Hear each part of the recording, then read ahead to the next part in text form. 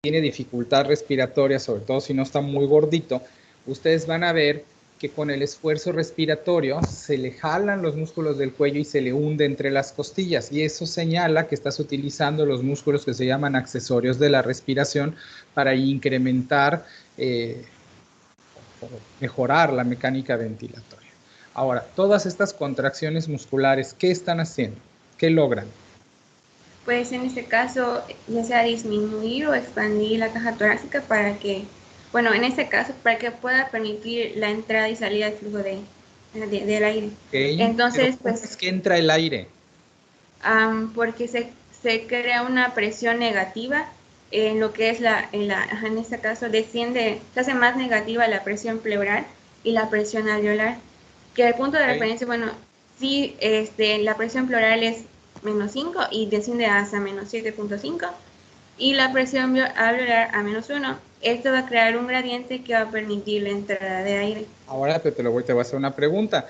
Es cierto, tú contraes los músculos, el diafragma, los intercostales externos si tienes dificultad respiratoria, los escalenos, el esternocleidomastoideo, si tienes tiraje intercostal, que es el signo clínico, estás generando presión negativa en el tórax y eso va a hacer que entre el aire porque estás generando presión negativa, según tú dices, en el espacio pleural. Ahora, ¿por qué no se despega la pleura parietal de la pleura visceral?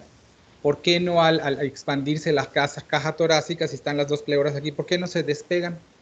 ¿Cómo es que, si no están unidas, cómo es que la expansión de la caja torácica jala a la cascarita que es la pleura visceral del pulmón? ¿Cómo pasa eso? Porque por la presión que se crea, se genera como una expansión que... No. ¿Alguien sabe esa respuesta? A ver, Erika. Porque no tiene contacto directo con la presión atmosférica. Cuando hay dos presiones, tratan de igualarse, pero como no está en contacto con alguna otra presión, se mantiene, o en este caso es un espacio cerrado, igual no tiene, creo que la bomba linfática es la que mantiene la presión nada más. No estoy muy seguro de que lo tengas claro. Entonces vamos a ver si tenemos otra respuesta. ¿Quién les dio fisiología? Iliana, la doctora Iliana. ¿Esta doctora Iliana? Sí. Sí, la doctora. A ver si está orgullosa de ustedes o no. A ver, Luis Roberto. Según yo, maestro, es porque cuando se expande la caja torácica, el espacio intrapleural crea un vacío y ese vacío tiende a como que a expandir los pulmones también. Pero ¿por qué no se llena ese vacío? ¿Por qué no se despegan las dos? O sea, sí, técnicamente está correcto lo que me están diciendo, ¿saben? Los dos están bien, pero yo quiero que lleguen más al por qué, porque de aquí van a explicar fenómenos. Dara, ¿cómo si no están Sí, yo creo que amarradas las también. pleuras? ¿Por qué no se despegan? Creo que igual tiene, bueno, influye el líquido pleural, Claro. que pues obviamente las moléculas se traen y comentaban en la bibliografía que cuando se genera esta presión negativa también incrementa la fuerza de atracción entre esas moléculas de líquido, Sí, entonces eso claro. va a impedir que se separen. Y eso se llama tensión superficial, ¿ok? Entonces el agua, la poquita agua que está allá hace tensión superficial y entonces es bien difícil despegar las dos pleuras porque no hay nada que venga a ocupar el espacio y un poco lo que me contaron primero, pues el drenaje linfático tiene como valvulitas, se ubican en las venas y en los vasos linfáticos, hay como valvulitas que impiden el retorno. Entonces una vez que el agua sale del espacio intrapleural, ya no puede regresar, porque si pudiese regresar, pues entonces generas la presión negativa y traes toda la linfa de regreso y entonces no jalas aire. ¿Estamos de acuerdo con eso? Pero en este caso están pegadas y hay agüita ya en medio, lo cual es bien importante. Y entonces esto mantiene pegadas las dos, como cuando tú mojas dos, agarras dos cristales y mojas tantito uno y le pones otro encima, ya no los puedes despegar con facilidad. Y eso pasa porque hay tensión superficial. Entonces aquí lo que ocurre es justo tensión superficial del escaso líquido pleural que permite que se mantengan adosadas las dos pleuras y que cuando jalas la pared, la jalas junto con la pleura visceral y entonces eso estira los pulmones y genera presión negativa dentro de la vía aérea y eso es lo que jala el aire hacia adentro. Y eso a grandes rasgos es la mecánica ventilatoria. ¿Falta algo muy importante que tengamos que decir, Paola, o esto es el concepto? Bueno, nada más lo contrario que sucede para la inspiración, pues en este caso la presión en pleural se vuelve menos negativa. Ajá. ¿Pero por qué? ¿Cómo es que cae la presión intratorácica? Porque por el retroceso elástico que, o sea, en el caso la presión pleural, no, ese retroceso, esa propiedad, pues como que crea la presión para que pueda regresar a su forma original. Cuando tú relajas los músculos que estiraron la caja torácica, la caja sola al relajarse, ¡pum!, reduce su tamaño y al reducir el tamaño, pues el aire que estaba, pues ya no cabe todo y alguno va a salir. Esa sería como la respuesta esperada. Y también es cierto que la tracción de la caja torácica de regreso a la posición de reposo está determinada en parte por la relajación de los músculos de la caja torácica y en parte por el retroceso elástico pulmonar, que es como la liga, la estiras y se regresa a su tamaño normal. Esas dos cosas. Y si tienes un problema para la expiración, entonces vas a utilizar músculos accesorios para forzar el aire hacia afuera, generando presión positiva en el tórax para que el aire se salga. Y eso se puede hacer con los intercostales internos o con los abdominales. ¿Ok? Entonces, tiene sentido que ustedes ahora pueden entender muy bien la mecánica del neumotórax. Si ustedes pican, si un pulmón se revienta, tengo un paciente ahorita que tiene fibrosis quística, además tiene cáncer, bueno, es un problema, pero tiene fibrosis quística, este chamaco tiene 16 años, ubiquen la película 2 metros de ti, bueno, pues ese chamaco, y se le reventó un alveolo en forma espontánea hacia el espacio pleural. Y si se revienta un alveolo hacia el espacio pleural, ¿qué va a pasar? Perdón, voy a cerrar mi... Tiende a colapsar los alveolos y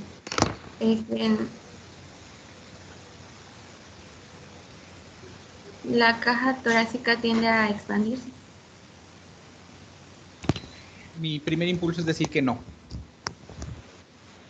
A ver, alguien tiene una mejor respuesta, pero siempre les voy a decir que no y luego resulta que sí, pero tienen que entenderlo, tiene que estar clarísimo. Luis Roberto. Es que lo que pasa es que en un neumotórax yo lo veo como que todos obtienen lo que quieren, como ya no hay esa limitante de no tener nada más en el espacio intrapleural. Cuando se llena, la caja torácica se expande y los pulmones se hacen más pequeños por el mismo retroceso elástico. Se rompe el sello que hace la tensión superficial entre las dos pleuras porque hay aire y ese aire es bastante más estirable, digamos, que el agua que mantiene la tensión superficial. Pues al haber el acceso del aire desde la vía aérea hacia el espacio pleural, entonces el aire puede entrar allá, permite que se despeguen las pleuras y entonces la mecánica completa queda fallida, ¿no?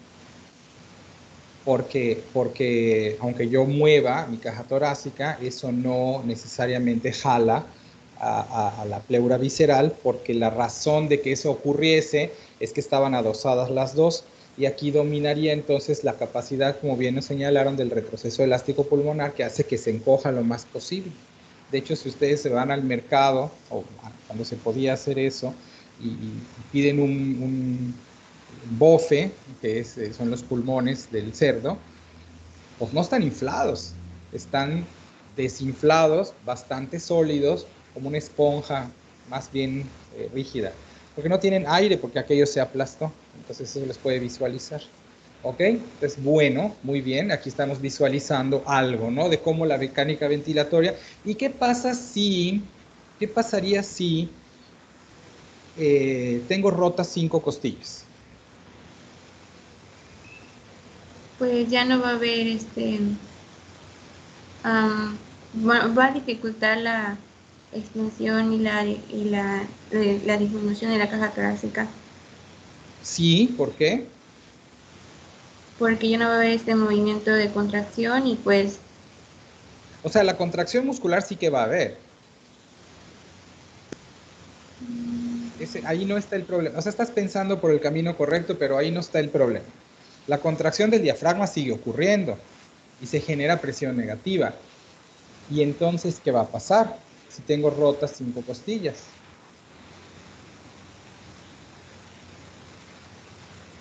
El que quiera, que se la aviente.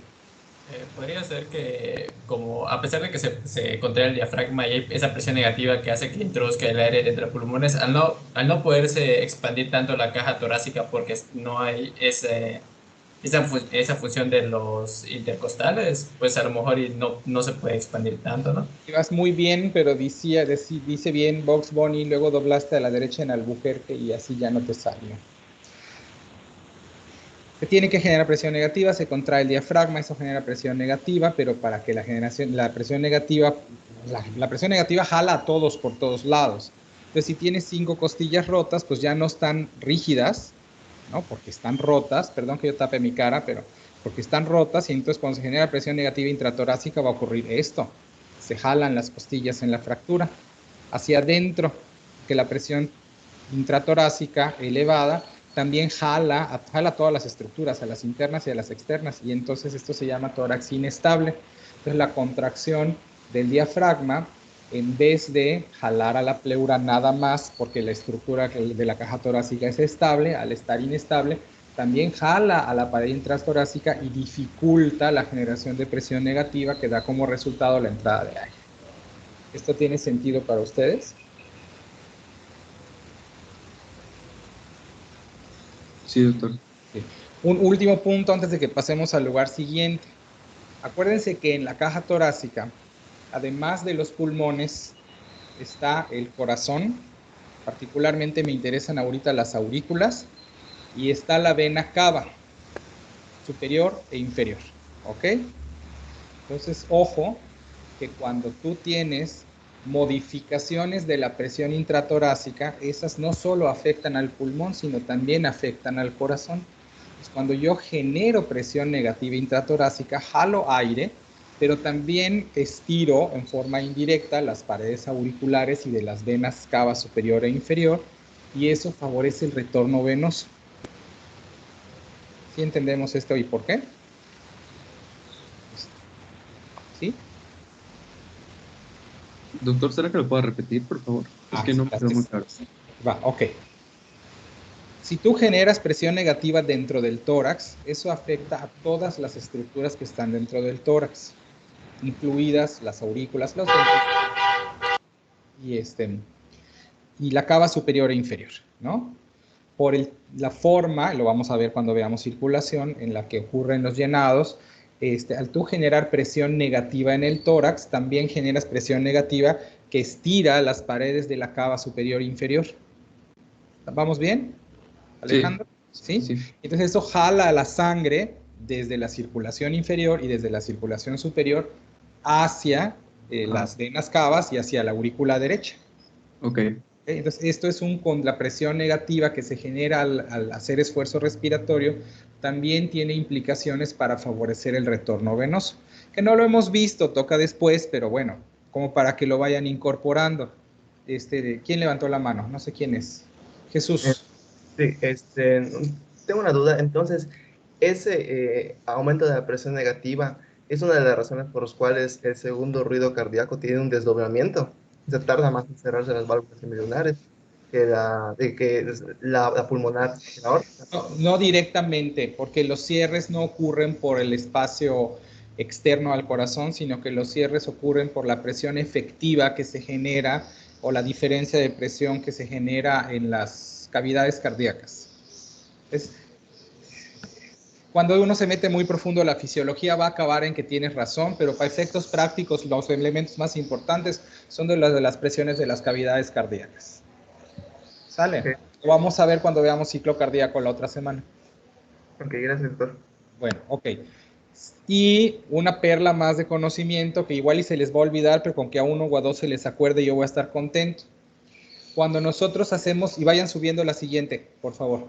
Cuando nosotros hacemos ventilación mecánica, respiramos al revés de la fisiología, porque le ponemos un tubo al paciente, generamos un sistema cerrado e inflamos a fuerzas al pulmón desde la máquina, ¿ok? No estamos manejando presiones negativas y esto va a generar en el tórax una presión positiva, ¿ok? Que en la ventilación mecánica se llama presión positiva continua o presión de base o presión positiva al final de la expiración. Pues aquí estamos inflando a fuerzas los globos que son los pulmones.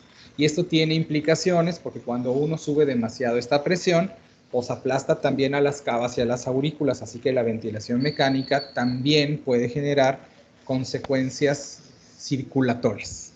Solo para que luego lo revisen. No viene en el examen, esos verbos no se los puedo preguntar porque no es contenido, es alta ciencia, pero les ayuda a aterrizar un poco mejor el juego de presiones. Presentación número 2.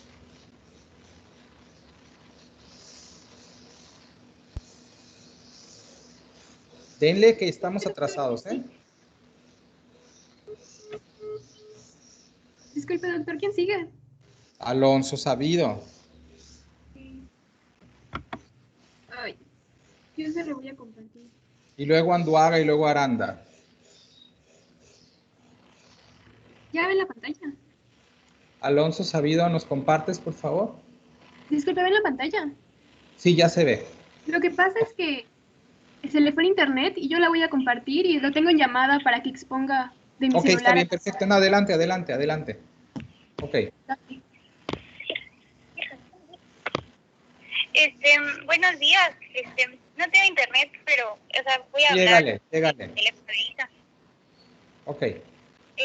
¿Están viendo la primera diapositiva? Sí. Ok. Bueno, pues yo les voy a hablar del intercambio de gases. Y primero, pues, hablar que es un proceso que pues consta de dos partes, una respiración externa y una respiración interna. La externa, pues, va a ser la difusión de sangre entre los pulmones y la Es sangre. mejor, doctora, es mejor si se lo dices a tu compañera y ella nos lo repite porque se pierde mucho la calidad del sonido cuando hablas directamente desde tu teléfono hacia el micro y entonces la verdad es que es difícil entender. Entonces, ¿está bien? Si podemos hacer eso y si no, ahorita nos vamos a ello. Estoy regresándome yo al cuestionario mientras resolvemos eso para que podamos ver la pregunta que fue sobre intercambio de gases. A ver. A ver, bueno, que hay una respiración externa y una interna. Se te oye mal. A ver, cuéntanos. Desde el principio. Ok. Bueno, está la respiración externa. Está la respiración externa e interna. Y la externa va a ser la difusión de gases entre la sangre y los pulmones. Y la externa va a ser la difusión de gases entre la sangre y los pulmones. Y la interna entre la sangre y los tejidos. Y la interna entre la sangre y los tejidos. A ver, vamos a ver. Mejor lo hacemos nosotros. Ok. Tú tienes el paso de gas de la sangre, de entre los pulmones hacia la sangre y de la sangre hacia los pulmones porque tienes salida de CO2 y tienes ingreso de oxígeno. ¿Ok? Esto se da por una difusión simple. Es pregunta. Sí, una difusión Así habíamos quedado. A veces se da por difusión simple. Aquí no hay un transportador, aquí no hay un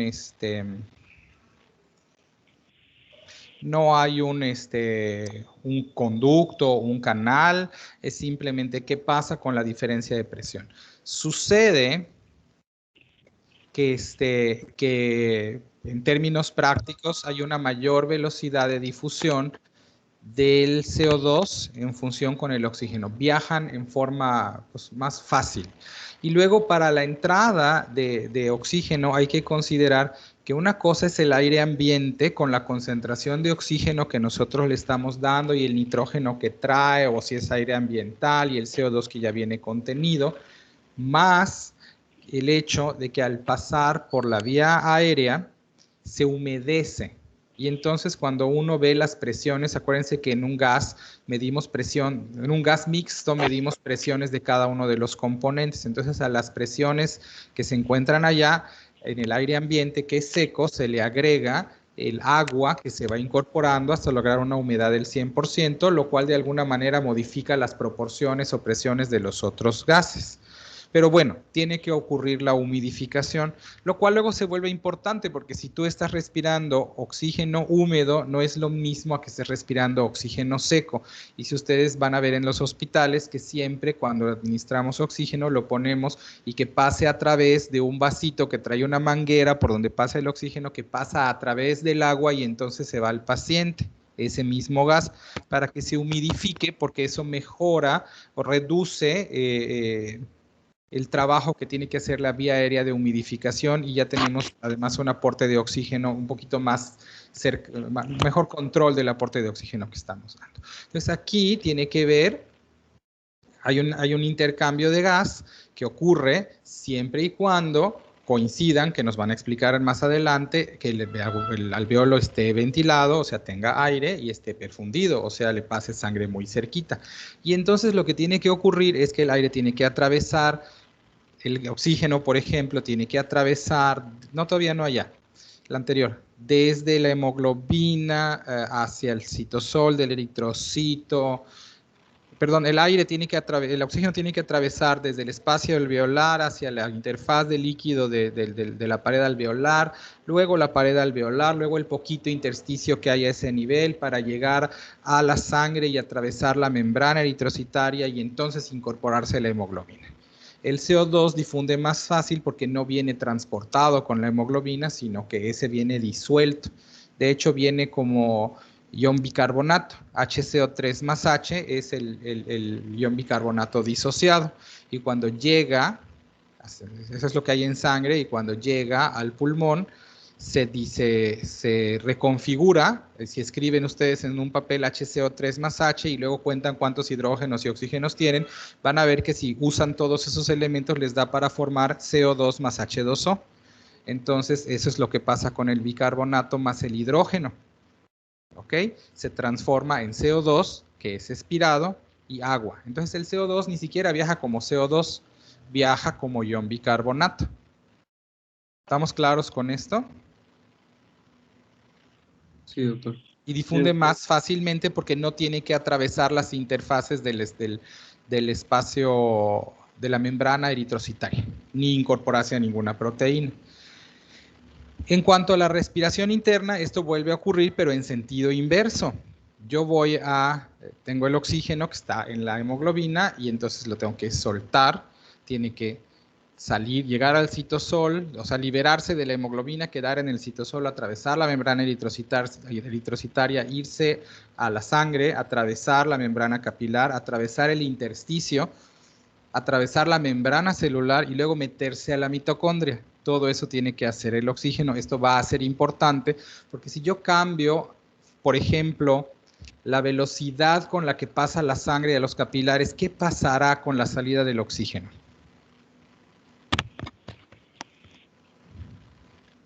¿Alguien?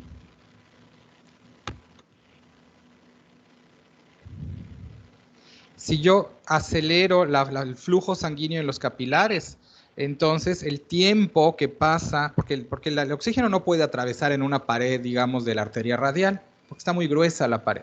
Tiene que atravesar en los capilares, que es donde se permite por el grosor de la pared que atraviese el oxígeno. ¿Vamos bien? Entonces, si el flujo es demasiado rápido, el tiempo que pasa los eritrocitos pasando por los capilares es demasiado lento.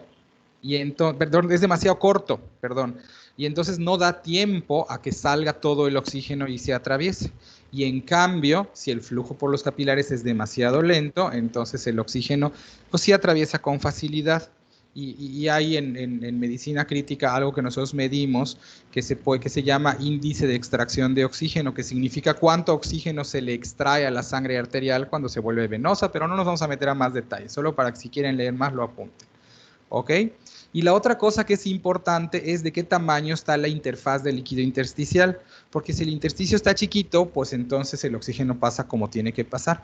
Pero si yo pongo edema intersticial, es decir, pongo agua en el espacio intersticial, entonces la interfaz que va desde el vaso hasta la célula, y aquí hay agua, se vuelve más ancha, y si es más ancha, entonces el oxígeno tiene que pasar todo esto para llegar, y eso modifica el acceso que tiene el oxígeno a donde se tiene que utilizar, que es en las mitocondrias. ¿Sale? Entonces es importante porque cuando hay edema intersticial también hay afección, y esto nos va a llevar a otro dato que es relevante, que quiero decirles, que es no siempre la cantidad de oxígeno disponible en la sangre arterial es equivalente a la cantidad de oxígeno que llega a las células, porque está toda esta interfaz que hay que atravesar, que tiene que ver, hace importante que ustedes entiendan el intercambio de gases. ¿Estamos claros hasta aquí? Sí, doctor. Ok, diapositiva siguiente, pero creo que ya me la eché. A ver, Erika. Esto que comenta del edema, ¿aplica para las personas diabéticas que tienen, no sé, tienden a tener los pies hinchados o algo así, y sus necrosis, su tipo de necrosis Depende. de pie diabético? Depende, sí hay una relación, pero el edema depende de dónde esté el edema y por qué se generó. Pero a grandes rasgos te diría que sí.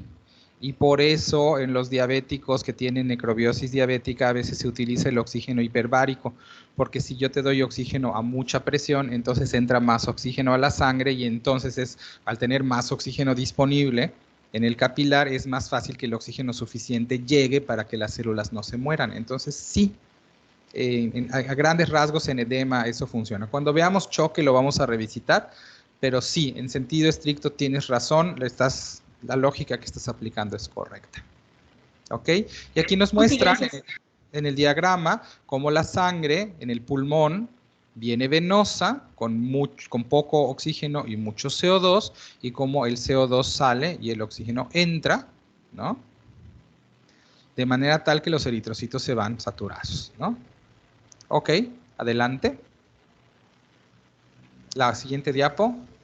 Y yo espero que Anduaga ya esté disponible. Y aquí estamos viendo en la respiración interna, claro, que la sangre oxigenada va pasando despacito por los capilares, y dependiendo de la velocidad con la que pase, habrá más tiempo o menos tiempo para que se dé el intercambio gaseoso, y con eso la sangre otra vez queda con poco oxígeno porque se quedó en las células, y con mucho CO2 porque nos lo echó la célula. ¿Sale? Y esta es la manera en la que se da la respiración y los factores implicados. En este diagrama lo que falta es lo que les dije, hay que entender que hay un tercer espacio o intersticio que puede cambiar de tamaño, y que tiene que ver tanto la velocidad del flujo sanguíneo como el tamaño del espacio intersticial para entender qué tan complicado o difícil, o qué tan fácil o qué tan en automático se da el intercambio gaseoso. La pregunta entonces fue la de difusión, y la tenemos, bueno, y ya la contestamos. Siguiente.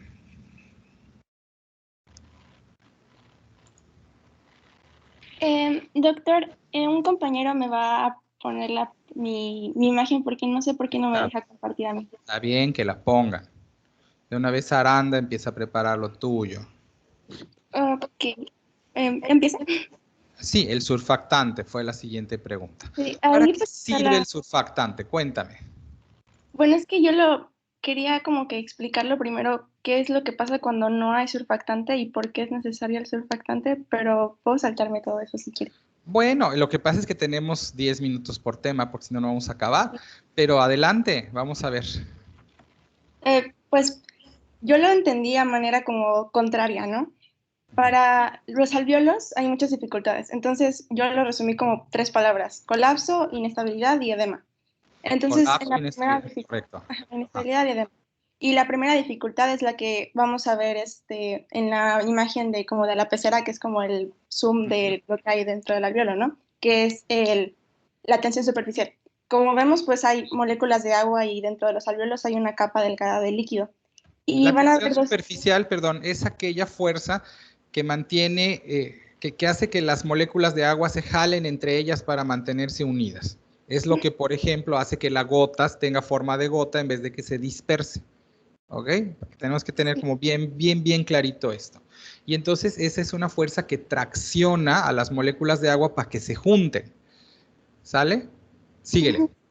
Pues como vemos las de la superficie, bueno, al interior pues las moléculas se jalan de diferentes direcciones y eso hace que tenga un equilibrio neto, o sea que la fuerza sea cero y permanezca en ese lugar.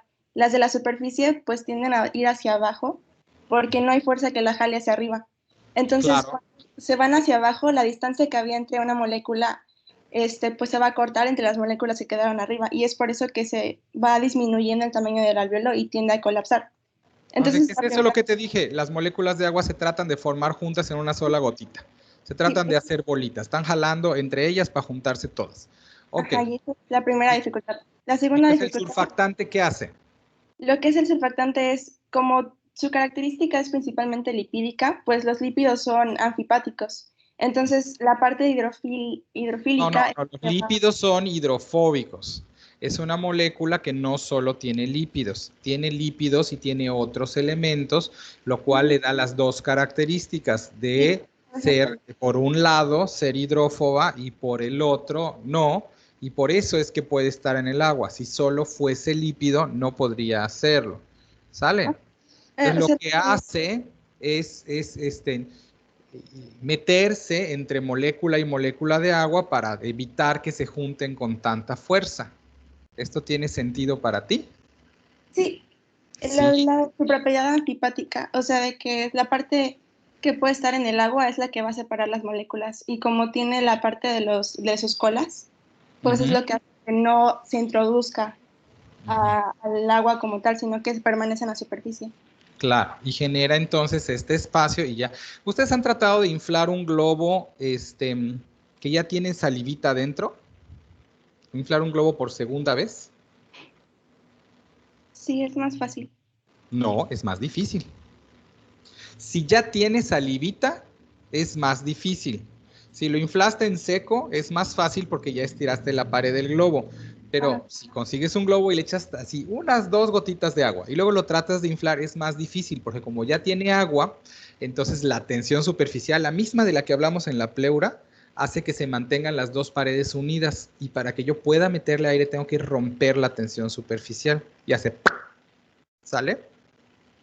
Eso es lo que, claro, si le pones surfactante a eso, entonces separas a las moléculas de agua porque de un lado están pegadas a la pared alveolar o del globo y del otro lado tienes grasita que esa sí se separa con facilidad porque resbala.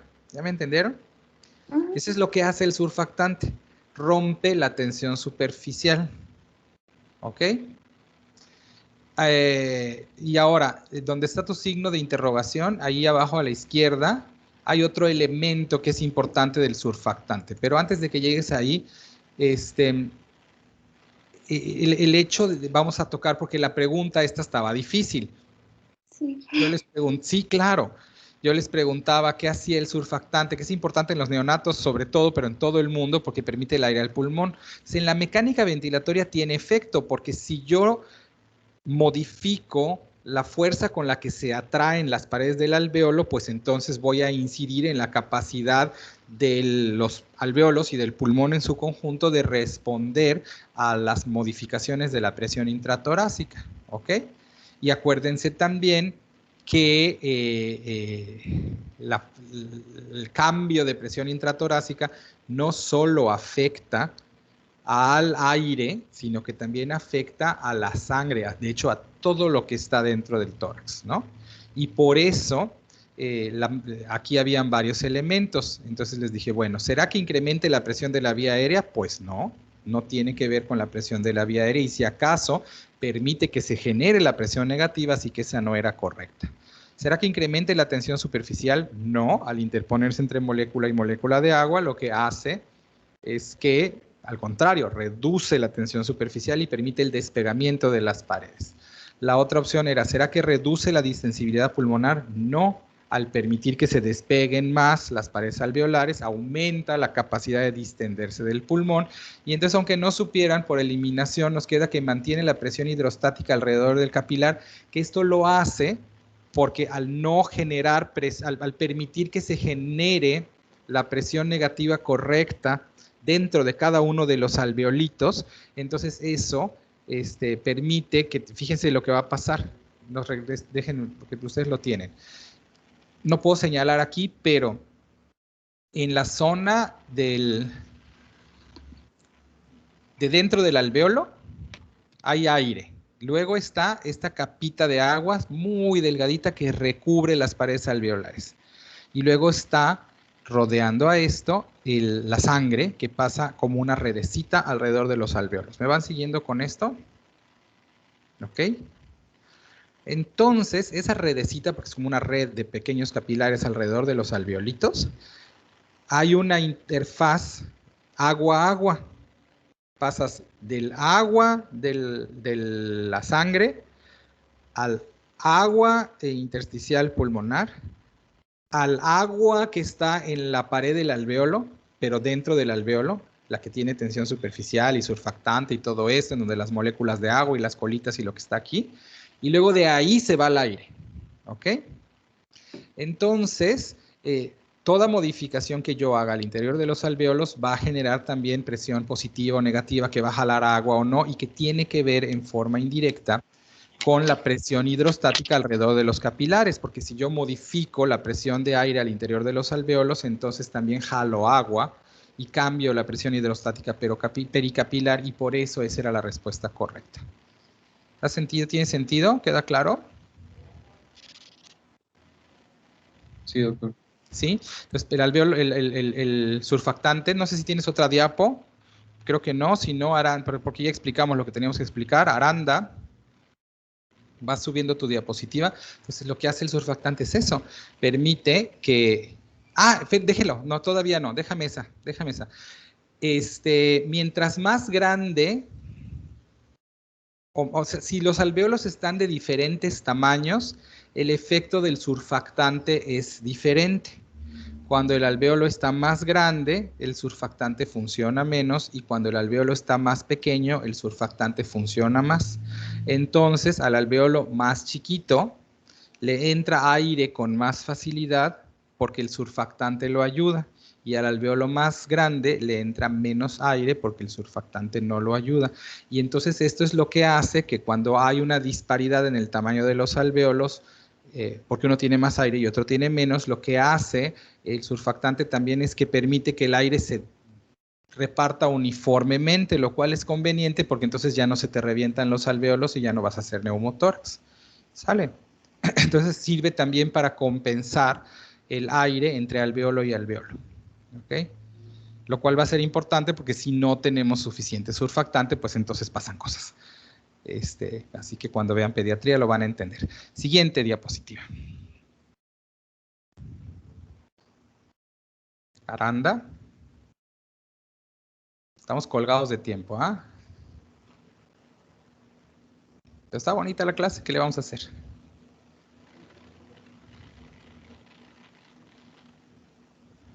A ver. Ok, ¿cómo se controla la respiración? Eso se lo pregunté a mi R1 de pediatría ayer.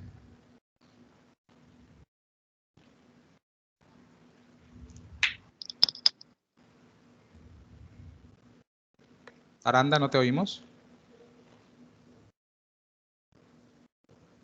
Sí, ¿ya me escuchan? Sí, pero ya no vemos tu diapositiva. Ahorita. Permítame. ¿Ahora sí? Estamos esperando, a ver. No, aún no. No.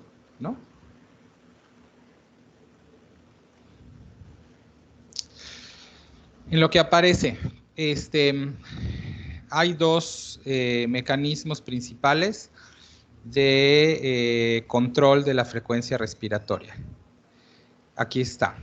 ¿Ya aparece? Sí, ya está. Ok, que son centrales. Dígale. Sí, como bien lo decía usted, doctor, hay dos mecanismos principales. Uno es a nivel del sistema nervioso central y otro es a nivel de quimiorreceptores, es más periférico, principalmente en los vasos sanguíneos. A nivel del sistema nervioso central, principalmente los que influyen son el bulbo raquídeo y la protuberancia. En el bulbo raquídeo se encuentra el centro respiratorio, que es el principal encargado de darle el ritmo a nuestra respiración. El más importante de ellos es el grupo respiratorio dorsal, que es el que va a encargarse de controlar la inspiración. Va a funcionar como el que marca el ritmo, como si fuera un marcapasos, el que diga vamos a Pero respirar no es lento. un marcapasos específico porque no funciona en forma automática. Ah, sí, pero ajá, como para que se entienda un poco más. Pero lanza el impulso para que ocurra el movimiento. Ok, vamos bien. Sí, entonces es el que va a decir, bueno, vamos a respirar a tal frecuencia, vamos a hacer rápido, vamos a hacer lento. Va a recibir aferencias del nervio vago, del glosofaringio y de los quimiorreceptores. Aquí lo vemos en la flecha. Y va a mandar impulsos a través del nervio frénico para llevar al diafragma para que se contraiga y otros nervios para que los músculos accesorios, los intercostales externos, los escalenos, también se contraigan para que hagan posible el proceso de inspiración. Dependiendo de qué tan fea esté la situación, podrás mandarle estímulo a los escalenos y a los intercostales o solo al diafragma. Exacto. ¿Quién es o quiénes son los determinantes de que dispare el centro respiratorio? Los quimiorreceptores, por lo que pude investigar, son, o sea, los quimiorreceptores van a funcionar en conjunto con el centro respiratorio dependiendo de la cantidad de oxígeno, de dióxido de carbono, incluso también de si hay un estado de acidez, un estado de alcalosis. Ajá. Y también hay otros. Pero particularmente los dos determinantes principales son el oxígeno y el CO2 y en menor medida ciertamente el pH, ¿no? Entonces, si te falta oxígeno, el centro dispara más rápido. Si te sobra CO2, el centro dispara más rápido. Si te falta, si está muy bajo el CO2, si está bien el oxígeno, pues respiras más despacio. Por eso si hiperventilas, luego te desmayas, ¿no? Sí. Entonces, es la carencia de oxígeno o el exceso de CO2 y las implicaciones, por cierto, que esto tiene en el pH, porque entonces lo del pH es secundario, lo que estimula al centro respiratorio.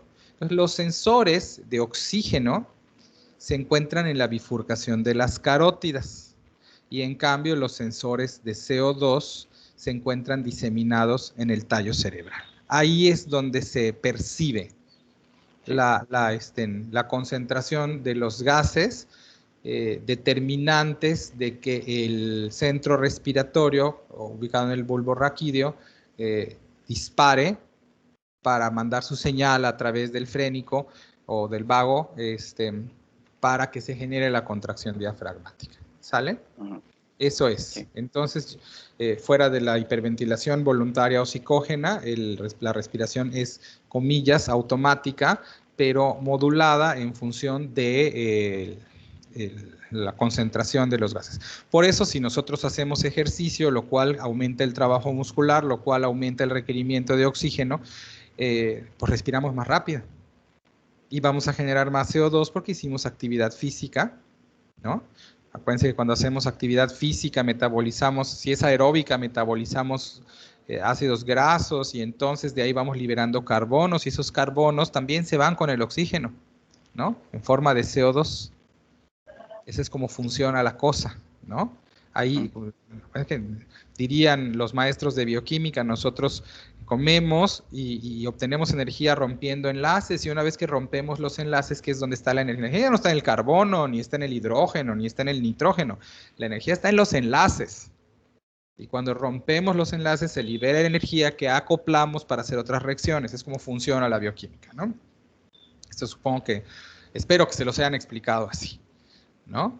Pero una vez que rompimos los enlaces, pues nos quedan las moléculas que tenemos que hacer algo con ellas. O construimos cosas, o las liberamos. En este caso las liberamos como CO2 o como agua metabólica cuando usamos el hidrógeno. ¿Estamos claros con eso? Entonces, si yo tengo actividad física que me está generando una necesidad de oxígeno y un incremento de producción de CO2, pues estos dos elementos van a estimular el centro respiratorio y por eso me agito si subo 4 pisos de escaleras. ¿Ya me entendieron? Bien, Aranda, ¿ya? Sí, bueno, también... Ayala, te vas preparando, por favor. Bueno, rapidito, sí, también hay otros, decían que hay otros centros que ayudan a regular la respiración, que son el centro apnéustico y el neumotáxico. A grandes rasgos, el apnéustico trabaja junto con el centro dorsal para prolongar el tiempo de la inspiración. sea, para que el proceso de inspiración dure más y que dure más la contracción del diafragma. Y por el contrario, el centro neumotáxico va a hacer lo contrario, va a inhibir la inspiración para que se haga pues, un control, que no se exceda la contracción, que se regule la frecuencia respiratoria, etc. Ok. Y sería todo de mi parte. Ok, adelante.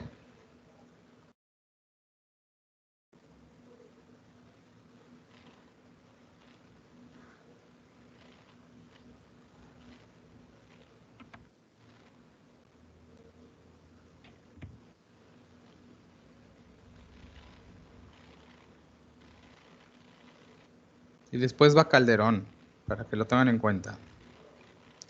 Ok, transporte de oxígeno. ¿Cómo se transporta el oxígeno?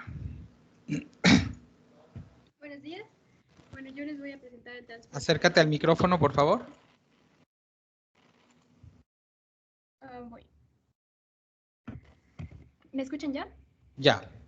Buenos días, les voy a presentar el transporte de oxígeno. Y bueno, vamos a empezar diciendo que el 98% de toda la sangre del cuerpo se va a oxigenar al pasar por la membrana alveolo-capilar. Y el 2% restante no se va a oxigenar, provocando un shot fisiológico. ¿Qué es un shot fisiológico? Significa que este no se va a enriquecer con oxígeno. Bueno, del 98% de sangre que sí pasó por la membrana alveolo-capilar, va a tener 104 milímetros de mercurio. Y el 2% restante, que vino de la circulación bronquial por medio de las venas bronquiales, que no está oxigenada, va a tener 40 milímetros de mercurio. Bueno, estas dos se van a mezclar, a juntar, y van a formar la mezcla venosa, que como podemos ver en la gráfica, podemos ver que los 104 milímetros de mercurio como que se unen con ese desnivel y van a formar la mezcla venosa. Y al momento de formar la mezcla venosa, pues se van a juntar y se van a volver 95 milímetros de mercurio. Y esta cantidad, 95 milímetros de mercurio, es la que va a entrar a los capilares sistémicos. Al momento de entrar a los capilares sistémicos, ¿qué pasó? Al momento de entrar a los capilares sistémicos, pues esta va a regresar 40 milímetros de mercurio para los pulmones y es donde se recicla el ciclo. Pero no es que caiga. Aquí está bien, todos los datos técnicamente son correctos. Lo que me interesa en cómo se transporta el oxígeno es que casi todo viaja unido a la hemoglobina. Sí, y esto pero esto que tú estás diciendo, necesito darle un poquito de contexto. Efectivamente, entra en los pulmones y luego el asunto es que acuérdense que el corazón se perfunde en diástole y entonces el drenaje de la circulación cardíaca drena directamente al ventrículo y entonces eso cambia en algo, la PaO2 o la cantidad de oxígeno porque se nos juntó algo de sangre venosa ahí, ¿no? Y entonces efectivamente si tú estás pasando en un punto de partida 104 milímetros de mercurio, efectivamente cuando se te mezcla de la derivación y del drenaje propio del pulmón y esto, vas a obtener una concentración de oxígeno a nivel ventricular, de ventrículo izquierdo y luego de los grandes vasos de 95 milímetros de mercurio, como dice allá, comillas, porque puede ser más o menos según un montón de factores. Y eso se mantiene estable porque desde que tú sales del ventrículo izquierdo hasta que llegas, desde que estás en la aorta, hasta que llegas a a la arteria central de la retina, o a la radial, o a la arteria pedia, o lo que quieras, ¿no? El oxígeno no se mueve para ningún lado. Ahí se queda, no baja. Entonces da lo mismo que yo te mida a nivel arterial el oxígeno en el pie, en la muñeca, en la carótida, en la femoral, lo mismo me va a dar. Porque ahí el oxígeno una vez que llega ahí no se mueve, no se pierde, no se difunde y tampoco se consume porque el oxígeno se consume en las mitocondrias. ¿Y cuáles son las únicas células que no tienen mitocondrias?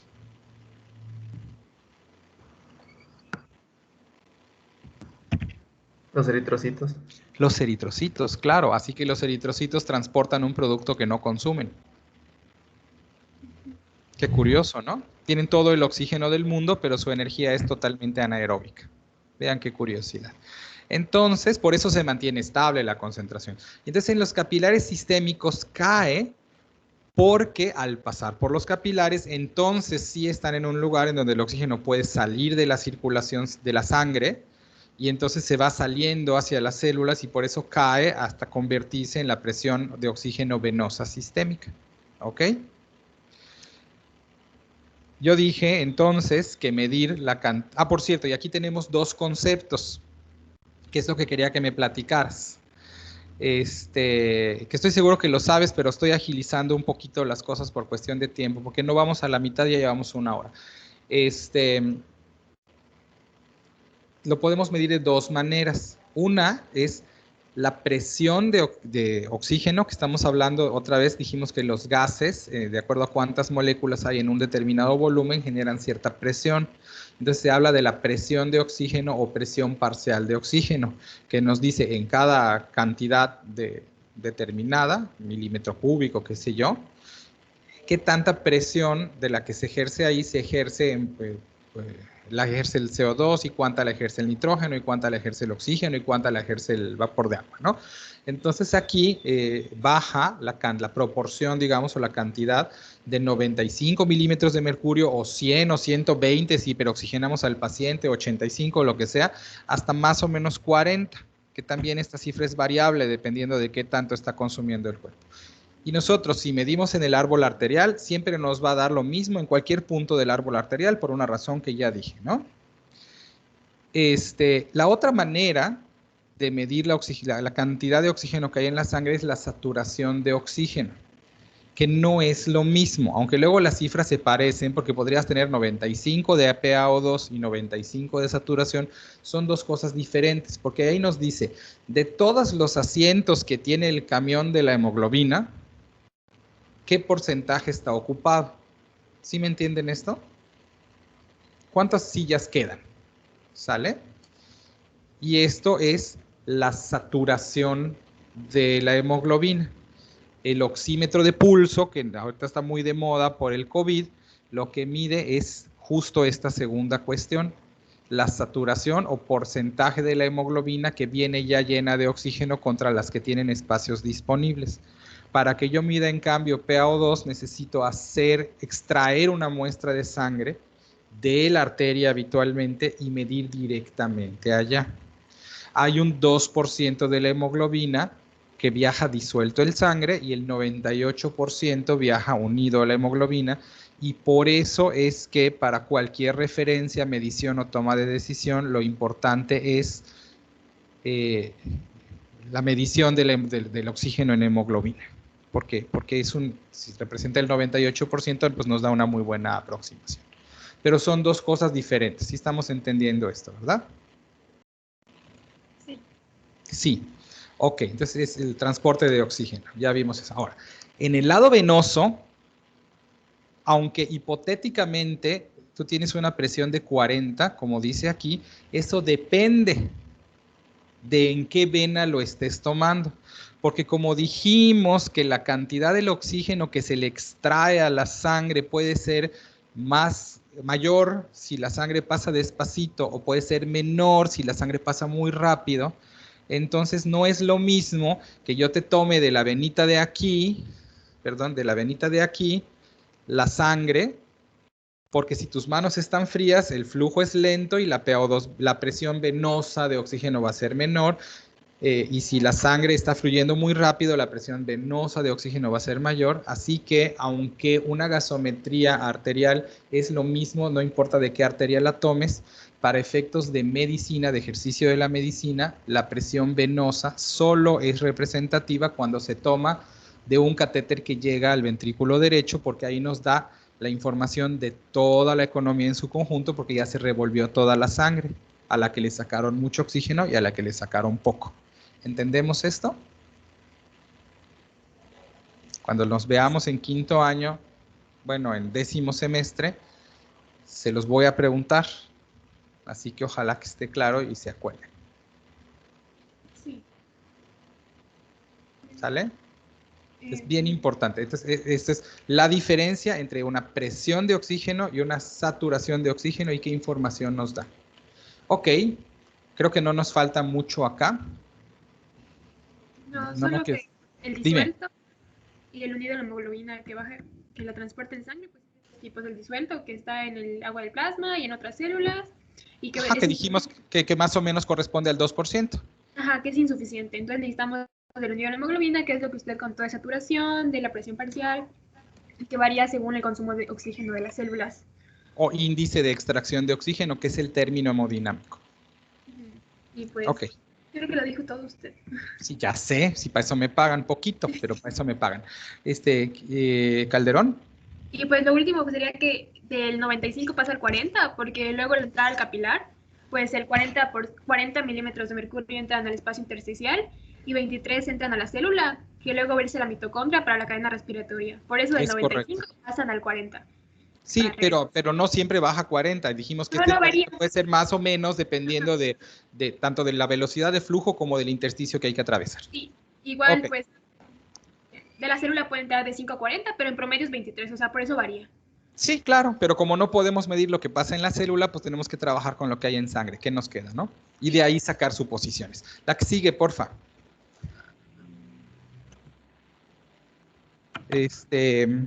Calderón. Sí, buenos días. Voy. ¿Se ve? Sí. Bueno, yo les voy a Debe ser hablar más rápida. Ok. Sí, yo les voy a hablar sobre lo que es la curva de disociación de la hemoglobina. Primeramente, quiero hablar sobre lo que es la molécula de hemoglobina, la cual va a tener 4 subunidades, como podemos ver aquí. En cada subunidad va a tener una cadena, ya sea alfa o beta, y un grupo hemo. El grupo hemo es un hierro en su estado ferroso, Grupo unido. M, porque si le dices grupo hemo, me lo imagino así con pelo en la cara y estas cosas. Grupo hemo.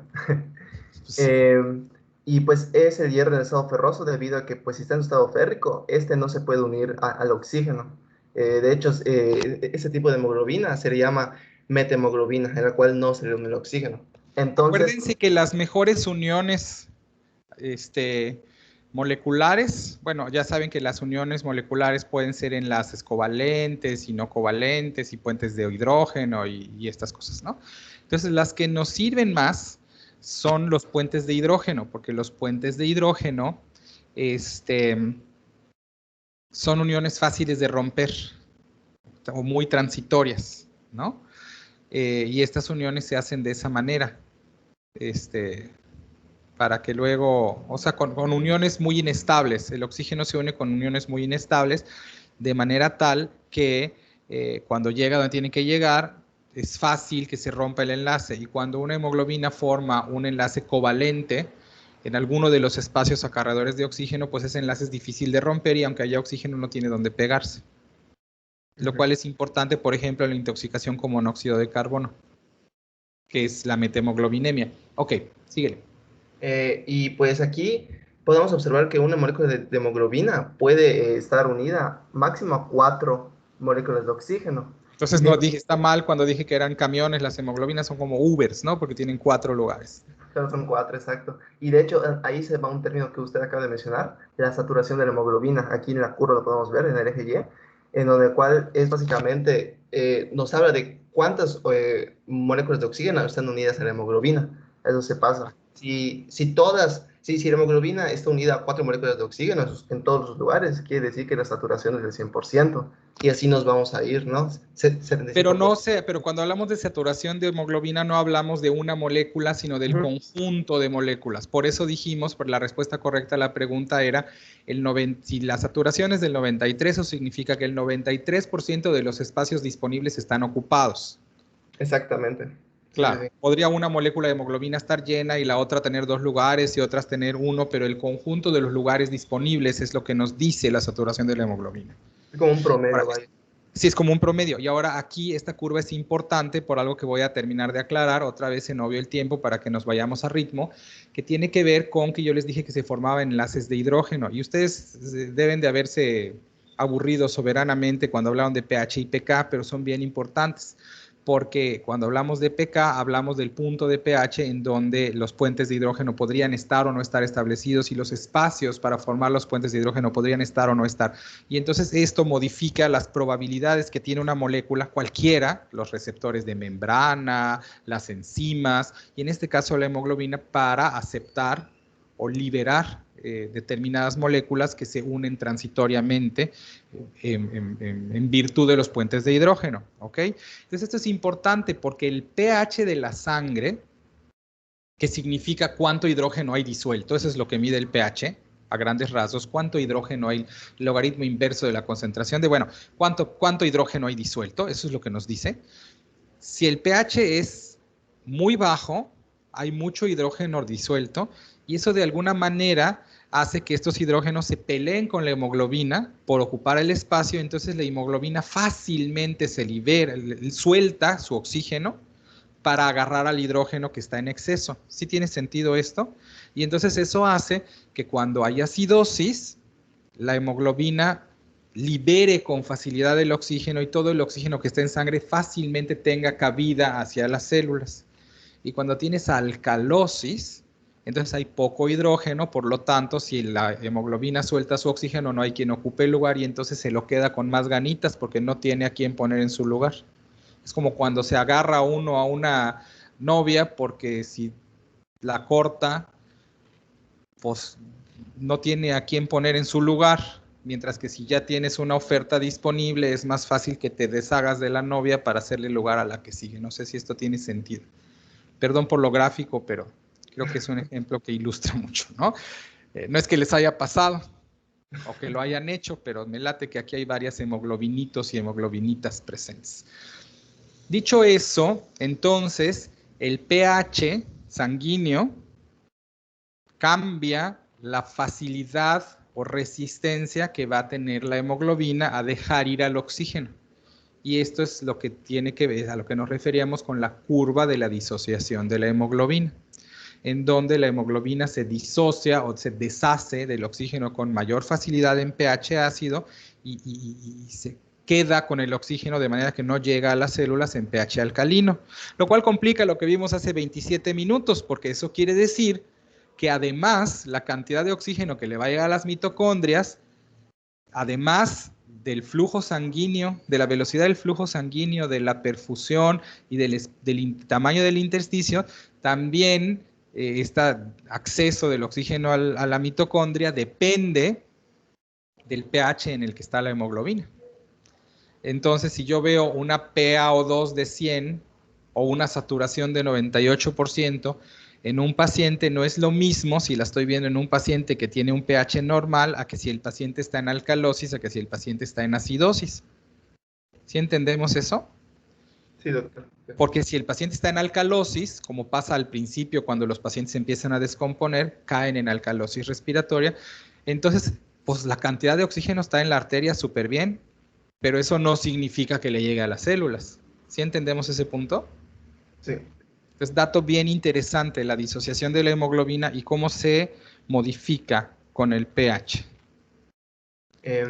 Igual en la curva, aquí hay algo que podemos ver, que es la P50, que es la saturación de la hemoglobina al 50% en promedio, y es un indicador muy bueno en la cual, pues, de hecho, si la curva se desplaza a derecha o a la izquierda, esta P50, este aumento disminuye, quiere decir que hay un aumento de la afinidad del oxígeno a la hemoglobina o una disminución de esa afinidad. Si la curva se desplaza, perdón. Es justo más o menos lo que dije, ¿no? Sí. Si la curva se desplaza a la derecha, yo lo vi así. Por ejemplo, en el ejercicio. En el ejercicio, pues necesitamos más oxígeno para los tejidos, para los músculos esqueléticos. Entonces, a ver. Permíteme un momentito, tengo que tomar esta llamada. Sí.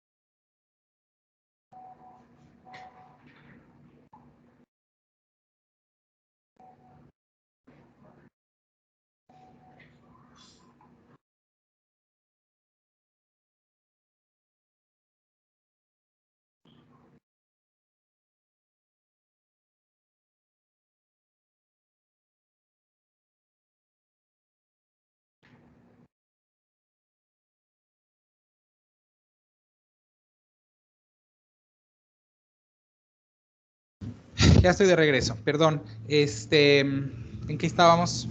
En la curva, cuando se desplaza a la derecha, que en el ejercicio, por ejemplo, pues necesitamos más oxígeno para las necesidades metabólicas. Entonces, al haber mayor metabolismo, se genera más dióxido de carbono como producto de desecho. Entonces, aumenta la presión parcial de dióxido de carbono.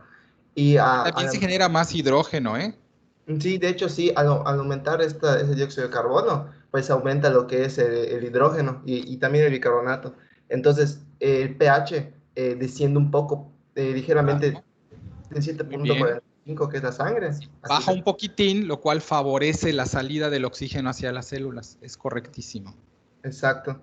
Al igual, otro cambio que sucede es que aumenta un poco la temperatura. Hay hipertermia y también aumenta la 2,3-difosfoglicerato, en los cuales es un producto del metabolismo de la glucólisis de los eritrocitos. Entonces, al aumentar, pues se va a unir a lo que es la desoxihemoglobina. Ya como, pues, en este caso, se liberan el oxígeno de la hemoglobina, entonces se convierte en desoxihemoglobina.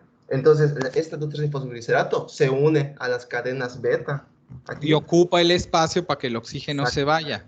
¿Ok? Exactamente. Entonces, también la temperatura desvía a favor, o sea, cuando tienes fiebre el oxígeno se libera más fácilmente, y cuando tienes glucólisis anaeróbica, yo no me llevo mucho con los nombres de las moléculas, o sea, no me parece útil preguntárselas, pero sí es ciertamente cuando tienes glucólisis anaeróbica se forma 2,3-difosfoglicerato que se le pega al espacio para que el oxígeno, o sea, que empuja a la hemoglobina, al oxígeno fuera de la hemoglobina.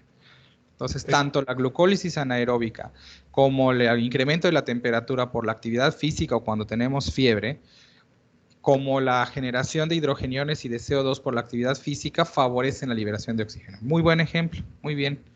Para que vean que sí saben fisiología. Bueno, es que podrían haber pensado que no, pero está re bonito. Siguiente es Cordero.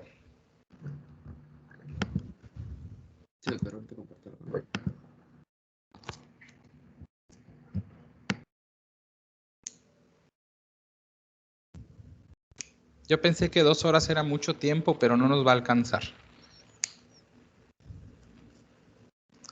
Ok, te la voy a quitar, Cordero. Ok. Lo que me interesa que sepan aquí, en realidad, y así se los digo a mis residentes, nosotros respiramos para tener dónde poner los productos de desecho. Yo les dije hace algunos minutos que nosotros en realidad agarrábamos los carbohidratos y las grasas y eso y rompíamos los enlaces, y eran los enlaces los que nos daban energía y no las moléculas en sí mismas. Entonces la grasa tiene enlaces de más energía y tiene más enlaces, y entonces ese tipo de enlace libera más energía cuando lo rompes, bueno, whatever, ¿no? Y cuando nosotros vamos respirando, vamos liberando carbonos de las moléculas orgánicas, tanto los aminoácidos como los azúcares como los ácidos grasos, traen carbono, que luego cuando vamos sacando las moléculas, vamos sacando ahí las de CO2, o cuando solo sacamos carbono, le empatamos oxígeno y lo liberamos como CO2. Y en el ciclo de Krebs, que dicen que no les va a servir para nada, pero cuando sí lo saben bien, sí les sirve, en el ciclo de Krebs, tú vas sacando hidrógenos que vienen de la acetilcoenzima A, que a su vez el acetilcoenzima A puede venir o de la beta oxidación, cuando sacas carbonos de 2 en 2, o puede venir de la glucólisis anaeróbica. ¿Se acuerdan? Que termina en piruvato, y si no hay oxígeno se vuelve lactato, y si sí hay oxígeno se vuelve acetilcoenzima A y entra al ciclo de Krebs. Y luego hay otros aminoácidos que pueden entrar por aquí, o por acá, ¿no? Pero bueno, entendemos ese mapa, sí lo pueden visualizar, ¿no? En todo el ciclo de Krebs hay un chorro de mediadores o de moléculas intermedias que no voy a decir, pero es muy importante el NAD que se vuelve NADH y el NADP que se vuelve NADPH. Estas moléculas lo que hacen es que cuando en la ruptura de los enlaces se liberan hidrógenos, agarran y los atrapan, ¿ok? Y esos hidrógenos que atraparon los acarrean hacia la matriz mitocondrial, de la matriz mitocondrial hacia el espacio intermembrana, y ahí es donde se va a dar la respiración celular. Pues los hidrógenos nosotros los utilizamos porque los metemos a la cadena respiratoria y lo que hacemos se parece un poquito a la fisión nuclear, ¿no? Agarramos la molécula de hidrógeno y la partimos. Y por un lado dejamos a los protones con los neutrones y por el otro lado tenemos a los electrones que viajan por allá en lo que se llama cadena de transporte de electrones. ¿Vamos bien hasta aquí? Es todo lo que aprendieron de cadena respiratoria es para que ustedes entiendan esto. Y entonces, cuando se regresa a la matriz mitocondrial y se reensambla el hidrógeno, se echa a andar una maquinita que va girando y que acopla esta energía, al modo como funcionan las presas para generar electricidad, se acopla esta fuerza que tienen los electrones para pasar por el citocromo, para que se empaten fósforos al ATP, que el ATP es como nuestra tarjeta de débito, ¿no? Y la cadena respiratoria es como el banco en donde nos depositan nuestras quincenas. Así es como funciona este asunto, ¿ok? Y una vez que tú reensamblaste el hidrógeno, venía colgado el NAD, me lo trajeron, el NAD me lo soltó aquí, pasó por la cadena, pero una vez que lo sueltas ya queda suelto y libre y lo tenemos que poner en algún lado, ¿ok? Por eso es que respiramos, para que el oxígeno llegue a la mitocondria, para que cuando salgan los hidrogeniones se empaten con el oxígeno y se forme H2O. Entonces, cada molécula de oxígeno agarra 2 hidrogeniones y forma agua. Y para eso respiran, para tener dónde acomodar los hidrógenos que se derivaron de la ruptura de enlaces de las moléculas que nos dan energía. ¿Está claro esto? Sí, doctor. O sea que si el oxígeno no llega a la mitocondria, el asunto falla. ¿Ok? Tan falla que entonces vamos a tener que utilizar el ion bicarbonato para neutralizar. Tan falla que los mecanismos funcionan de tal manera que al incrementar el hidrógeno disponible se aumenta la facilidad con la que libera el oxígeno la hemoglobina, se mejora la curva de disociación de la hemoglobina para que sea más fácil que el oxígeno llegue, para que no se me junten los hidrogeniones. Es autorregulado, ¿no? Si el paciente está mal perfundido y el oxígeno no llega a las mitocondrias, pues entonces dejamos de obtener energía de esta vía. Entonces, para eso, chavos, chavas, para eso respiran, para tener dónde acomodar, no sé cómo venía esa pregunta, pero para tener dónde acomodar los hidrogeniones que se producen a nivel metabólico. No tengo una mejor manera de explicar esto. Y creo que la pregunta era justo esa, desde el punto de vista metabólico. ¿Para qué utiliza la célula el oxígeno? La respuesta es para acomodar los hidrógenos, para que se puedan eliminar. ¿Dudas en este punto? De ahí sigue Del Toro, que se prepare. Entonces, parece que no. ¿Okay? Esto es central para entender, porque acuérdense que como vamos a tener 3 enfermedades, para la clase que viene, las clases que vienen, lo que tenemos que hacer, tienen que leer en su libro que ustedes escojan, en medicina interna, en un tutorial, en donde quieran, la enfermedad, y de estos 12 puntos tratar de entender cuáles se modifican y de qué manera. Eso es lo que vamos a hacer. Entonces, los mismos 12, que cada quien tiene su dominio, tendrán que hacer el mismo ejercicio con neumonía para mañana. Si un paciente tiene neumonía, ¿cómo se imaginan que se modifica la mecánica ventilatoria, si el surfactante tiene algún problema o no, si hay cambios en el intercambio gaseoso, si la hemoglobina tiene cambio de su curva de disociación? Todo esto vamos a tener que platicar para que entiendan por dónde va la clase. Pero no importa, porque el siguiente tema le toca a los siguientes 8 y luego el siguiente tema le toca y a todos les va a tocar. Para que no se sientan mal de que están muy protagónicos hoy. ¿Sale? Entonces, a ver, Del Toro. Buenos días, compañeros. Yo soy María Teresa Del Toro y les voy a hablar de los volúmenes respiratorios o volúmenes pulmonares. El pulmón es un órgano que, como ya mencionaron, es muy parecido a un globo y nos sirve, ya sabemos, para oxigenar la sangre, eliminar el exceso de CO2, pero mientras respiramos, el pulmón no se infla y se desinfla en su totalidad, De hecho, sigue estos volúmenes que van a variar de acuerdo con las necesidades del cuerpo. Entonces, en esta imagen podemos ver un eje vertical, que es el eje Y, que representa el volumen, y un eje X, que representaría el tiempo. Ahora, sí, tú sigues, sepa que estés pendiente. Ajá. La respiración cuando estamos tranquilos, descansando o escuchando, por ejemplo, este PowerPoint, en el espirómetro estaría representada por el volumen corriente o el volumen tidal. Esta sería la inspiración, la porción ascendente, y la expiración sería la porción descendente. Y es de 500 mililitros o 0.5 litros. Ahora, supongamos que nos queremos sumergir para nadar, en ese momento necesitamos tomar la mayor cantidad de aire posible, lo que sería el volumen, o sea, la máxima inspiración, que representa el volumen de reserva inspiratorio.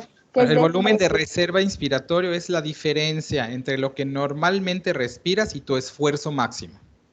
Sí. Y si hay una máxima inspiración, también hay una máxima expiración. No, espérate antes de que te muevas de ahí. Okay. Y entonces la suma de lo que es tu respiración habitual y lo que es tu reserva implica la capacidad inspiratoria máxima, que es lo que está en rosado. Capacidad inspiratoria, ¿ok? La capacidad inspiratoria es cuánto aire le cabe a tus pulmones. Desde la inspiración, desde el punto neutro, porque aquí hay otro asunto, ¿no? Entonces yo estoy en este momento, no saqué el aire a fuerza, solo saqué el que me tocaba sacar y entonces tengo mi movimiento respiratorio normal, que es el volumen corriente, con el que opero habitualmente, y la reserva, es el excedente de aire que todavía le puedo meter cuando ya había yo inspirado lo normal. Y luego, la capacidad inspiratoria es la suma de las dos. Ok. Ok.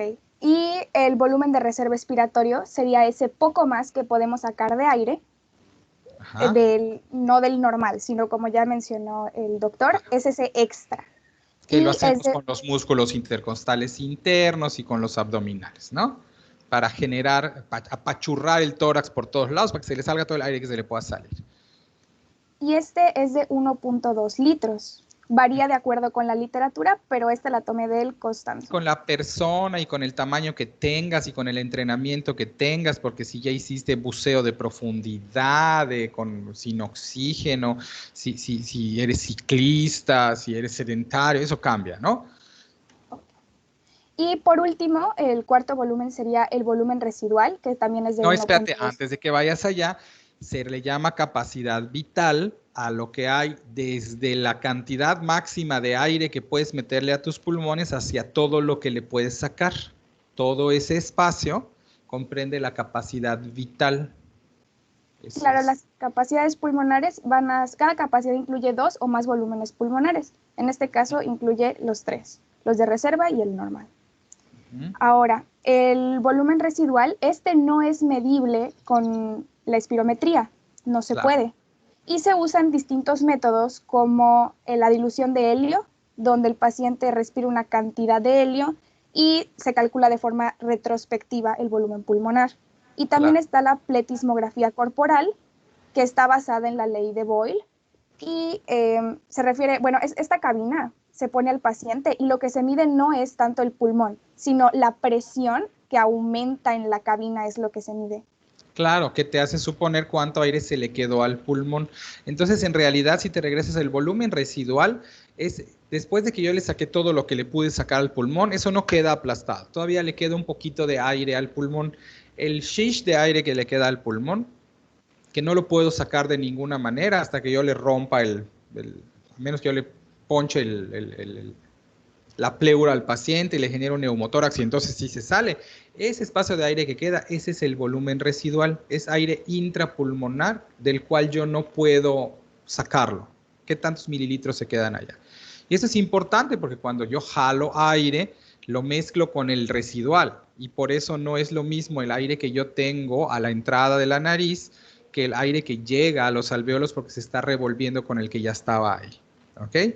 Y falta otro espacio que no está aquí, que es el espacio muerto.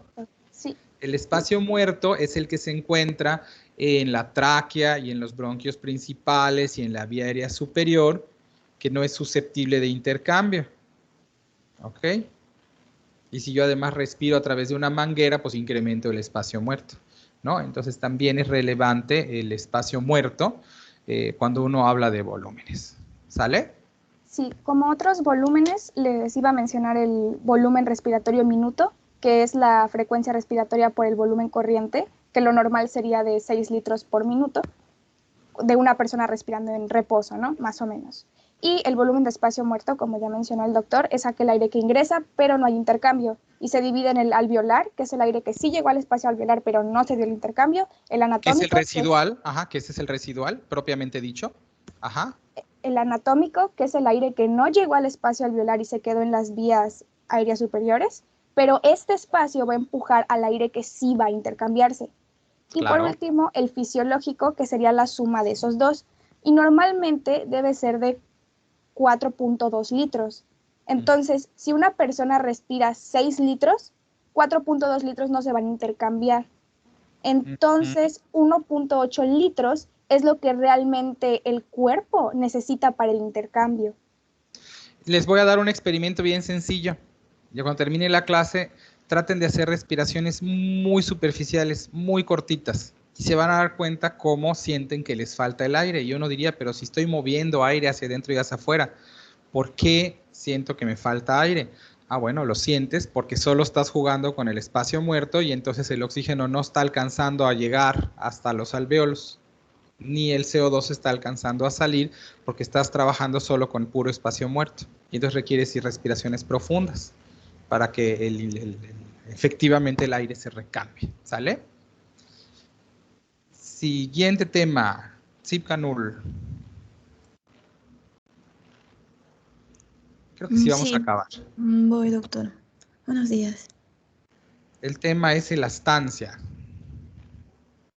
Sí, ¿ya pueden ver mi pantalla? Sí. Bueno, yo les voy a hablar sobre la elastancia pulmonar. Primero tenemos que el pulmón en sí es un órgano elástico, ya sea que hablemos tanto de su anatomía como de su fisiología. Y esta elastancia le va a brindar la capacidad de que el pulmón cuando se estire vuelva a su forma original. Así como si de regresar. Sí, el retroceso elástico. Funciona como unas ligas. Su naturaleza le va a permitir estirarse, pero también va a tender a regresar a como estaba antes. Y tracciona a las paredes del tórax de regreso. Eso es lo que hace también la elastancia. Jala a las paredes torácicas. O sea, la elastancia es lo que norma la expiración automática.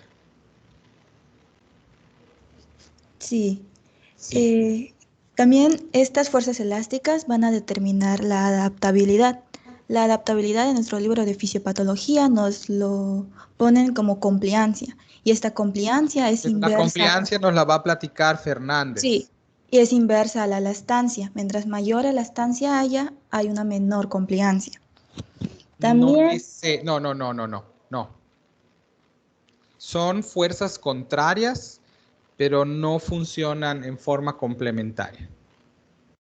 Como ilustración vas a poder checar, no está ni en los pósters tampoco, pero fibrosis pulmonar. ¿Ok? Entonces, obran en sentido, son conceptos que van en direcciones opuestas, pero no es que si sube una, entonces baja la otra, no. Son dos cosas que sucede, que trabajan en sentido contrario, pero no son como complementarias o balanceadas. Ahí hay un error de concepto que va a haber que revisar. Vamos a quedar entonces con elastancia, que te tocó una muy corta, es la capacidad que tiene el pulmón de regresar a su tamaño mínimo, ¿no? Sí. La fuerza que, o sea, como las ligas, como lo que pusiste en la foto, como las ligas, ¿no? Eso es la elastancia pulmonar. Pasamos a compliancia, por favor, Fernández.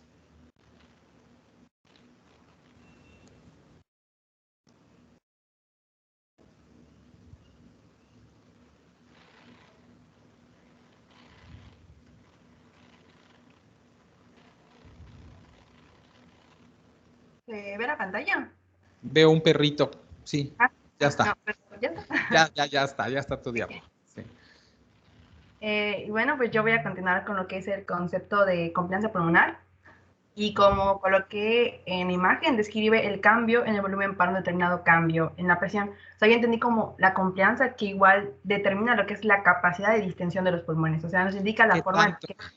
¿Qué tanto se estirarían? Claro. Ajá. O sea, nos indica la forma en la que el volumen va a ir cambiando, o bueno, aumentando, siempre que haya un cambio en lo que es la presión pleural. O sea, si recordamos, la presión pleural nos la manejaban con un valor de menos 5 centímetros de agua aproximadamente. Y entonces siempre que esta vaya volviéndose más negativa hasta un valor aproximado de menos 7.5 o hasta 8, pues va a permitir lo que es la entrada de volumen de aire. O sea, aproximadamente por cada centímetro de agua que disminuye a partir desde el menos 5, van a entrar, bueno, te manejaba aproximadamente 200 mililitros de aire, siendo... Claro. Siempre y cuando el pulmón tenga compliancia.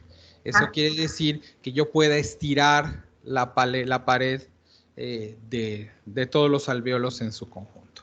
Y esto es bien importante, porque si yo no tengo, si el pulmón no conserva esta compliancia, es decir, que si le pongo aire le quepa, ¿no? O elasticidad, pero no elastancia, que es diferente, entonces puede ser que se rompa y tenga yo neumotórax, ¿no? O que restrinja la capacidad, que aunque la caja torácica se expanda, pues eso no resulta, o el diafragma se contraiga, pues esto no resulte en que se expanda la caja torácica porque el pulmón está duro y no lo permite. Esto es fibrosis pulmonar, ¿no? Entonces es importante, yo necesito que haya compliancia para que la contracción de los músculos que generan presión negativa intratorácica dé como resultado que se estiren los alvéolos y entre el aire, porque se genere presión negativa intraalveolar, y necesito elastancia para que cuando yo suelte los músculos, el pulmón traccione de regreso y el aire salga. Son dos, de hecho, más o menos, son secuencias y se complementan, pero no se contraponen necesariamente. Tú puedes perder compliancia sin perder elastancia o al revés. ¿Sale? Sí. Okay. Esa es la compliancia y para eso sirve. Góngora.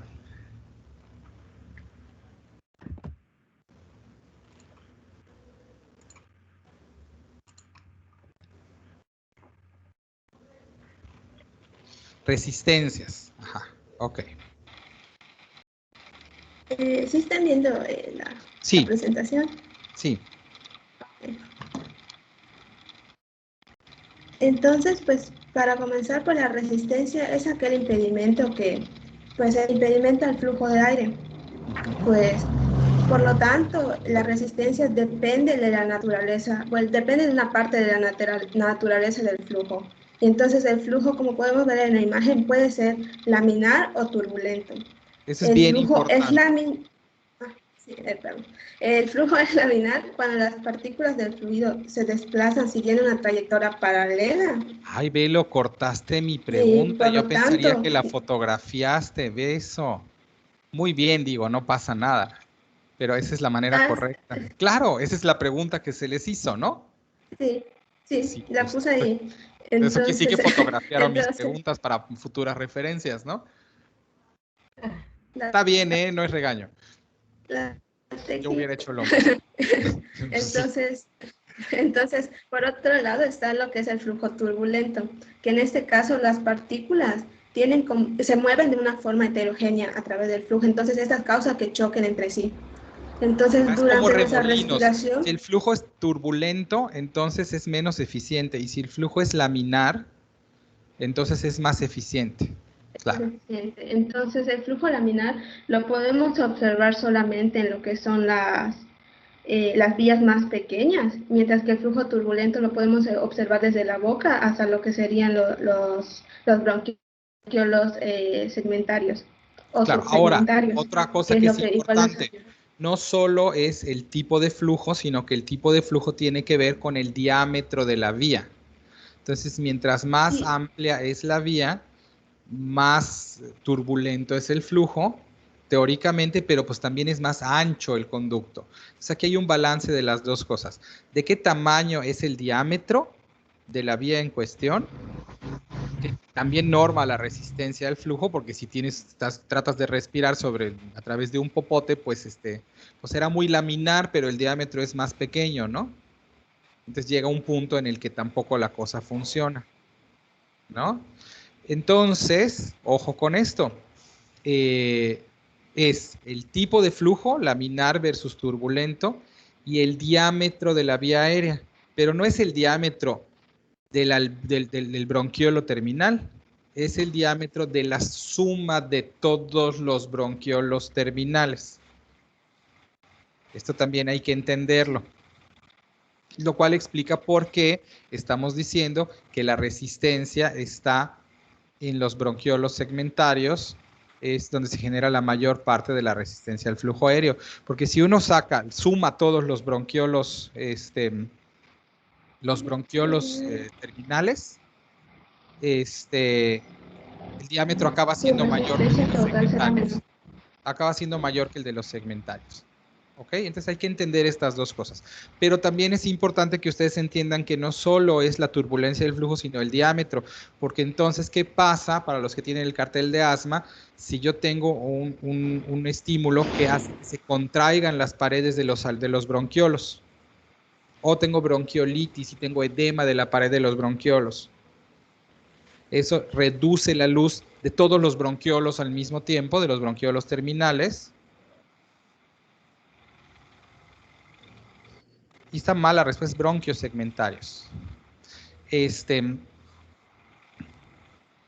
Eso reduce, o sea, si yo tengo espasmo bronquial, se reduce la luz en todos los bronquios. Y eso es lo que te da como consecuencia que el paciente tenga dificultad para mover el aire, porque acabe reduciendo el diámetro de la vía.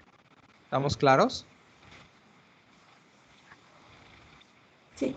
Y en fisiología pulmonar, cuando el paciente se enferma, aunque es importante el tipo de flujo, en realidad, ya cuando estamos hablando de enfermedad, nos interesan aquellas que porque se hinchó la pared del bronquio, que porque tiene moco ahí, que porque hay agua ahí o porque hay espasmo de la pared, se reduce la luz bronquial. Eso es bien importante para entender por qué se genera dificultad respiratoria y cómo eso impide el flujo de aire. ¿Sale? Sí. Bueno, ok, y nos queda Guzmán Pinelo, y con eso vamos a acabar. ¿Qué tal? Buenos días. Pues yo les voy a explicar esta... Si tiene el coche que está sonando, ya que cierre su micro, porfa. Bueno, pues nos queda este pequeño concepto que es Ay, no estoy compartiendo. No, estamos viéndote a ti, la verdad es que preferimos ver la diapositiva. Sí, claro. Bueno, yo les voy a explicar este pequeño concepto que es relación ventilación-perfusión, que prácticamente nos mide un aprovechamiento del pulmón en lo que refiere al aire ingresado o a la ventilación, descontando el espacio muerto anatómico como contó Tessa, y dividiéndolo entre el flujo sanguíneo que se va a utilizar para la perfusión. Entonces, el libro nos plantea varios casos, que es el espacio muerto, una alta BQ, una baja BQ y un cortocircuito. En un espacio ventilación, perfusión, claro. V es ventilación y Q es perfusión. Claro, exacto. En donde vemos que el primer caso es un espacio muerto. Vemos que tenemos el alveolo, tenemos una sana ventilación, pero no tenemos con quién intercambiar, o sea, no hay una perfusión. Cualquier número dividido entre 0 me va a dar infinito, y es lo que nos quiere decir. Una alta BQ significa que se está utilizando mucho porque aire. te estás haciendo bien matemático. Yo tengo que explicarle a los 26. Sí, porque estás en fórmulas y a lo mejor no estudiaron con la misma profundidad a los demás el tema. Eso quiere decir que no importa la cantidad de aire que le entra al alveolo, si la sangre no pasa por ahí, pues no hay manera de que el oxígeno que entra al alveolo pues llegue a la sangre porque la sangre no pasó por ahí. Esa es la explicación con manzanas, ¿no? Ok, sigue. Tenemos la alta BQ, que sería pues mucho aire para poca sangre. Tendríamos la baja BQ, que tendríamos mucha sangre para poco aire. Y tendríamos el cortocircuito, que ya vimos que hay varios tipos de cortocircuitos. ¿Sí? Ajá. Aquí, pues nada más para explicar los efectos gravitacionales, que en el ápice tenemos... No, espérate, regrésate a donde estábamos. Entonces, si pasa mucha sangre, pero entra poco aire, pues entonces, aunque la sangre esté disponible para recibir el oxígeno, pues el oxígeno que le llega es poco. Y si no Y si el alvéolo no tiene aire, como en el cortocircuito, es decir, la sangre pasa directo de la arteria a la vena, que es lo que salió en la pregunta, sin pasar alrededor de los alvéolos, pues entonces, ¿cómo se oxigena? ¿No? Sí. Entonces, tienen que coincidir para que se dé el intercambio gaseoso una adecuada ventilación con una adecuada perfusión. Ahora, yo te voy a preguntar, ¿será que la posición, porque esta es una cuestión bien interesante, si ustedes se han enterado de algo, si son curiosos, si quieren aprender medicina, aunque todavía estén en fisiología, y leyeron algo de COVID, se habrán enterado que a los pacientes de COVID los pone uno boca abajo. Los volteas, los cambias de posición, los pones boca arriba y los pones boca abajo, y luego los pones de lado y los vuelves a poner boca abajo. ¿Por qué hacemos eso? Yo creo, maestro, que es para que se aproveche más el área del pulmón. No sé si me explico, porque normalmente en el ápice... Igual y sí lo sabes, pero no lo estás explicando. Vamos a ver. Okay. A ver, síguele. A ver si puedes... Para que se redistribuya uniformemente la sangre. Fácil. Más o menos. Ahorita lo terminamos. Lo entiendes, pero el problema está en la forma de explicar. Si yo estoy todo el tiempo acostado boca arriba, entonces la sangre, por pura gravedad, se iba a ir hacia la parte de mi espalda, ¿no? O posterior, porque esa es la que está más abajo, por pura cuestión hidrostática. Entonces la zona de atrás de mis pulmones va a estar más perfundida, y si tiene más agua, pues le va a entrar menos aire. Y la zona de arriba, entonces va a estar más ventilada, pero le va a pasar menos sangre, ¿ok? Si yo estoy de pie, las zonas de abajo de mi pulmón les llega más sangre, por pues pura cuestión lógica hidrostática, y las zonas de arriba les llega menos sangre y por lo tanto les cabe más aire. Y entonces la parte mejor de respiración es el medio del tórax, ¿no? Porque ahí más o menos hay un equilibrio entre ventilación y perfusión. Cuando un paciente mantiene demasiado tiempo la misma posición, entonces acaba por tener mucha agua en la parte posterior, por generarse presión que saca el agua hacia los alvéolos. Entonces yo agarro al paciente y lo volteo, y entonces las zonas que estaban muy perfundidas drenan por presión hidrostática, y entonces permiten la entrada de aire, y las zonas que estaban bien ventiladas pero poco perfundidas se perfunden, y entonces permiten el intercambio gaseoso y mejoran el desequilibrio ventilación-perfusión. Entonces, el cambiar a un paciente de decúbito supino a prono, como se hace en COVID, tiene esas ventajas hipotéticas de mejorar la ventilación-perfusión, porque permite la perfusión de quien no se perfundía y la ventilación de quien no se ventilaba, a consecuencia de la posición persistente en una sola forma. ¿Tiene sentido lo que les estoy diciendo? Sí, doctor. Bueno. Entonces, eso es lo que habías entendido, pero no lo podías poner en palabras, pero por eso a mí me pagan para que yo les ponga con manzanitas lo que está ocurriendo, ¿no? Y entonces sí, eso es a grandes rasgos la relación ventilación-perfusión, ¿no? Y entonces, pues bueno, ojo, tenemos que entrar en el sweet point, ¿no? En el point of bliss que está aquí, que es la buena ventilación con la buena perfusión. Adelante, ¿qué ibas a decir?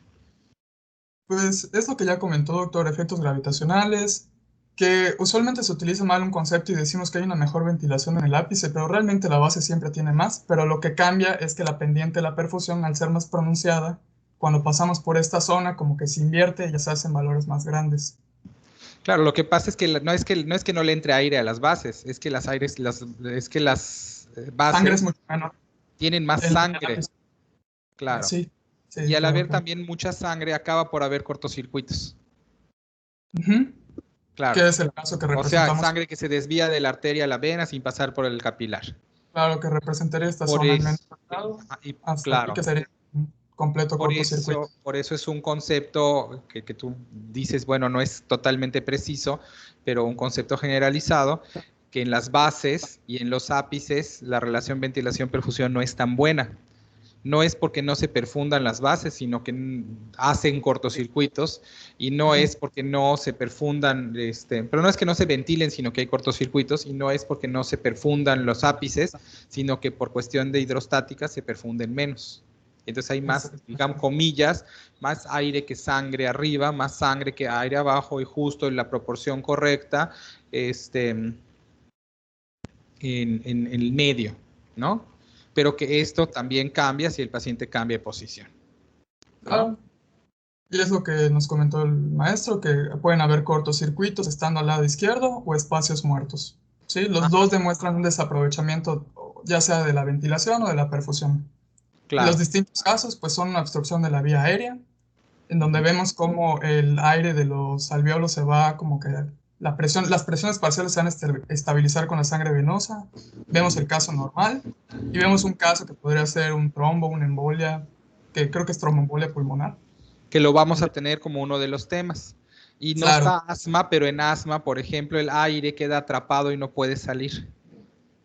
Si yo atrapo aire y no puede salir, ¿qué volumen se me incrementa? El de CO2 en el alveolo. No, volúmenes pulmonares, los acabamos de ver. Ah, el residual, puede ser. Claro que funciona como un espacio muerto virtual. Y entonces, porque hay mucho aire atrapado que no estoy moviendo. Y entonces, si ven cómo esto aterriza, a que si yo tengo mucho aire que está a presión porque se mantiene atrapado el aire ahí por cuestiones que van a leer, entonces eso hace, si yo aumento la presión intratorácica, la perfusión pulmonar también se va a comprometer y entonces el intercambio gaseoso no se da y entonces el paciente cae en hipoxemia, ¿no? Entonces ese es el tipo de explicaciones que quiero que ustedes vayan a aterrizar para las 3 enfermedades de las siguientes 3 clases y para el póster, esto. Y lo siento por el equipo 5, que le tocó nefropatía hipertensiva porque va a tener que preparar su póster y va a tener menos tiempo que los otros, ¿no? Porque pues, la clase de hipertensión pues es la última. Entonces van a tener que ponerse creativos para empezar a desarrollar su póster sin haber tenido las clases. Y luego ajustarlo cuando hayamos tenido las clases. Es lo que les va a tocar hacer. Preguntas, nos quedan 10 minutos. Bueno, creo que un último punto a comentar, que es que la BQ total del pulmón sale de la división de la ventilación alveolar total, podría ser entre el flujo que se usa para la perfusión, que termina siendo los 4.200 que dijo Tessa, que es la ventilación total menos espacio muerto anatómico, entre datos cercanos al gasto cardíaco, descontando los cortocircuitos también. Amas la matemática. Pero yo les prometo que jamás les voy a preguntar una fórmula. Porque, bueno, no ahora, ¿no? Pero las fórmulas están en los manuales. Entonces, lo importante, y estos números en realidad son abstractos, cuando uno está haciendo clínica no saca estas cuentas. Cuando uno está haciendo clínica lo que tiene que hacer es entender lo que está pasando y por qué está viendo lo que está viendo. Y entonces, si ustedes se dan cuenta de cómo está la línea de lo que yo les estoy platicando, va más bien en función de por qué pasa lo que pasa cuando pasa. ¿Sale? Ayala. Disculpe, doctor, tengo una duda. Con respecto al libro base, ¿va a haber alguno? ¿Es el que nos habían dicho? Sí, es el de fisiopatología de Hammer. ¿De ahí se va a hacer el examen? Sí. La fisiología es la misma, la leas donde la leas. No pregunto nada, no vamos a preguntar ninguno de los 4. Yo soy el más viejito de los 4 y los otros 3 fueron mis alumnos brillantísimos. La pregunta no va a venir textual del libro. Las preguntas van a ser casos clínicos. Yo te voy a decir, tienes un paciente, por decir, que tiene espasmo bronquial, por decirte, y entonces ha tenido disminución de la, qué sé yo, retención, incremento del CO2 en la gasometría. ¿Por qué pasó esto? Eso sería una pregunta, por ejemplo, para el examen. Y entonces tú me tienes que decir, bueno, como el aire está atrapado, cosa que te voy a decir, tiene espasmo bronquial y por lo tanto tiene atrapamiento de aire, porque tú no tendrías necesariamente que saber eso. Entonces tiene espasmo bronquial, tiene atrapamiento de aire y entonces en la gasometría vemos que subió el CO2. ¿Por qué? Y entonces Tú con lo que ya sabes, los 26 con lo que ya saben, me tendrían que poder decir, ah, bueno, porque si el aire está atrapado, entonces cuando el CO2 se saca de la sangre y se va al alveolo, o se queda ahí atrapado y no puede salir. Y entonces el hecho de que el atrapamiento esté el aire, hay atrapamiento de aire, reduce el movimiento respiratorio, aumenta el espacio muerto, cambia el volumen tidal y entonces por eso el CO2 subió. Porque no puede ser eliminado porque está atrapado. ¿Sí me explico?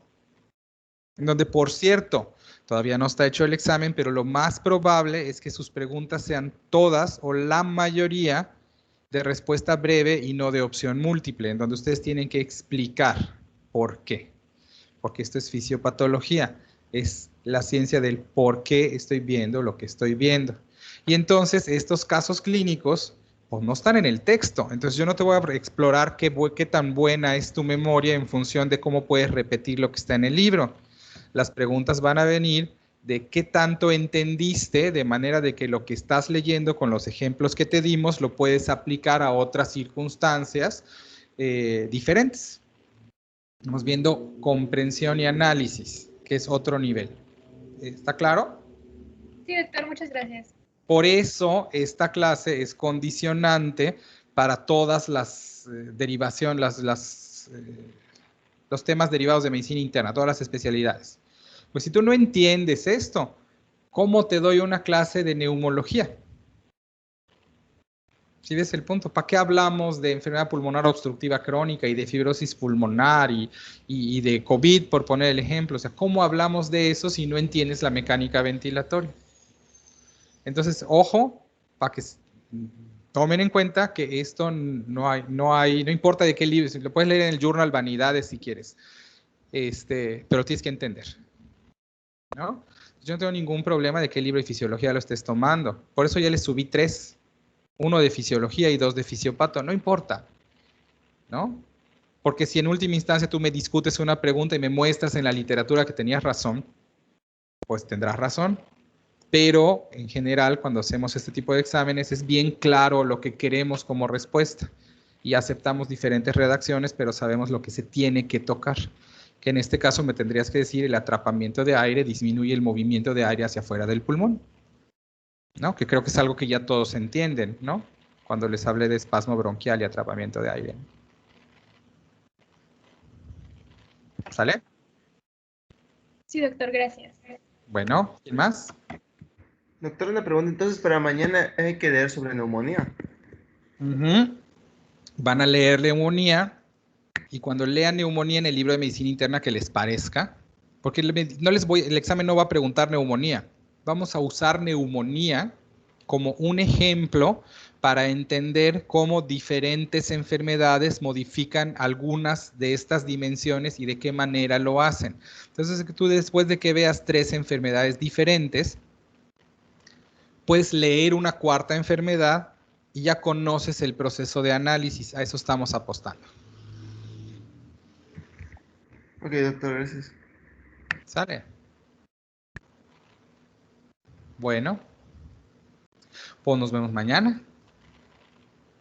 Ya saben, los 12 que expusieron hoy tendrán que tener, todos los 26 tendrían que tener filosísimo todo, ¿no?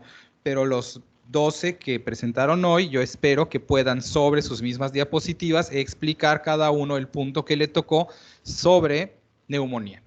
Y lo van a hacer pasado mañana ya no me acuerdo con qué, creo que con EPOC, enfermedad pulmonar obstructiva crónica, y el lunes lo van a hacer con tromboembolia pulmonar. ¿Sale? Para que sepan qué es lo que se les está pidiendo. Pero todos los demás tendrían que traerlo listo, porque esta clase es para entender. Por eso hay cuestionarios previos y por eso es importantísimo que hayan leído la fisiología desde el principio, porque si no, esto no funciona. ¿Ok?